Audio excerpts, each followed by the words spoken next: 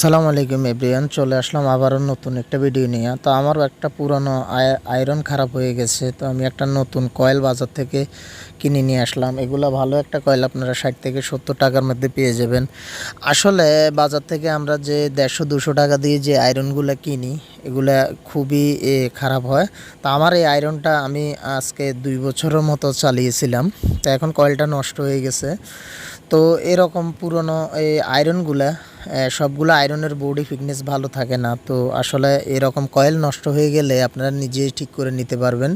তো আজকে সেটাই দেখাবো কিভাবে আয়রনটা আপনারা ঠিক করবেন। তো সর্বপ্রথম স্ক্রুগুলো খুলে আপনাকে ঢুকে নিতে হবে খাঁজের ভিতরে।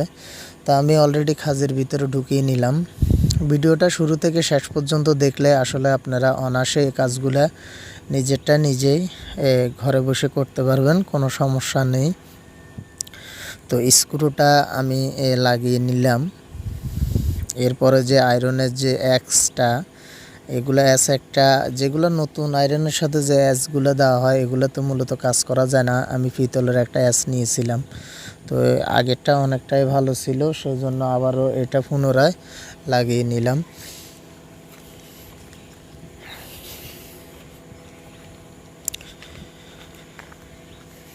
তো লাগিয়ে নেওয়ার পরে যে প্লাস্টিকের যে ফাইবারটা আছে সেটার ভিতরে দুটোটা লাইন আমি সমানতালে ঢুকিয়ে নেব, যেন যেহেতু কানেকশনটা ওই পাশ থেকে করতে হবে। তো ছিদ্র, এই প্লাস্টিকের যে ছিদ্রটা, বোর্ডের ছিদ্রটা অবশ্যই অ্যাকুরেটভাবে রাখবেন, কেননা এখানে একটা স্ক্রু ঢুকবে।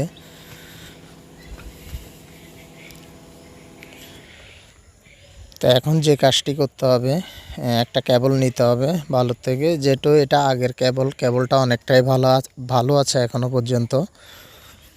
তো কেবলটা আগে আমাকে যে এটার যে বডিটা আছে বডিটার ভিতর দিয়ে ঢুকিয়ে নিতে হবে। না, যদি আমি না ঢুকে তাহলে হয়তো পরবর্তীতে কানেকশন করলে সেটা ঢুকানো সম্ভব হবে না।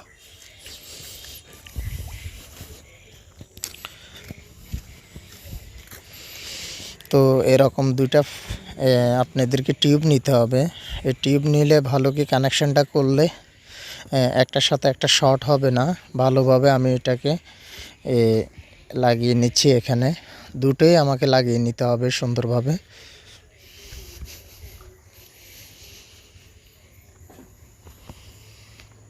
তো ভালো করে মুড়িয়ে নেবেন যেন জিনিসটা টাইট থাকে।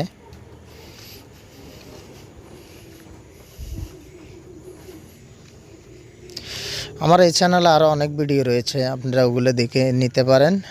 বিভিন্ন ভিডিও রয়েছে ইলেকট্রিকের উপরে, তো আপনাদের সুবিধা মতো আপনারা চেয়ে নিতে পারেন। আমি এর আগে ভিডিও দিয়েছিলাম কিভাবে মোটরের রানিং কয়েল ঢুকাতে হয়, সেই ভিডিও দিছি। এরপরে আমি দিব স্টার্টিং কয়েল কিভাবে, এ টু জেড সবগুলো ভিডিও আমার এই চ্যানেলে পাবেন। ইলেকট্রিকের যে কোনো রিলেটেডের ভিডিও এই চ্যানেলে দেখতে অবশ্যই আমাদের চ্যানেলটি সাবস্ক্রাইব করে রাখবেন। তো একটা প্লাস দিয়ে ভালো করে চেপে নেবেন। চেপে নিলে একটা সুবিধা হবে কি, আপনাদের যে লুজ কানেকশনটা সেটা থাকবে না। ভালো করে একটু বিগ প্লাস দিয়ে চেপে নিয়ে ফাইবারটা চেপে ঢুকিয়ে দিবেন এটার ভিতরে।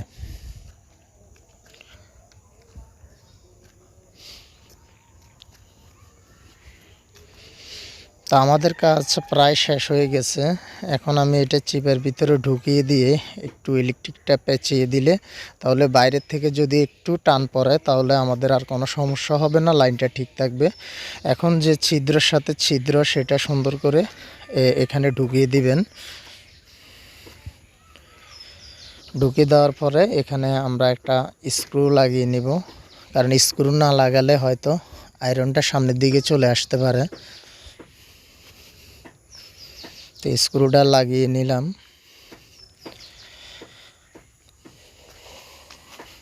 বডিটাও লাগিয়ে নিলাম, কারণ এটা লাগিয়ে আপনার তারটা ঠিক থাকবে, ফিট থাকবে একেবারে। তো আমাদের প্রায় হয়ে গেছে। এখন আমরা এটা আসলে লাইন দিয়ে দেখব যে আমাদের নতুন কয়েলটা ঠিক আছে কি না সেটা দেখব। তার আগে আমাদেরকে আর একটা কাজ করতে হবে, টেস্টার দিয়ে আগে একটু দেখে নিই বডিটা কোনো শর্ট আছে কিনা। তো আপনারা হয়তো দেখতে পাচ্ছেন বডিটা শর্ট নাই, বডিটা ঠিক আছে।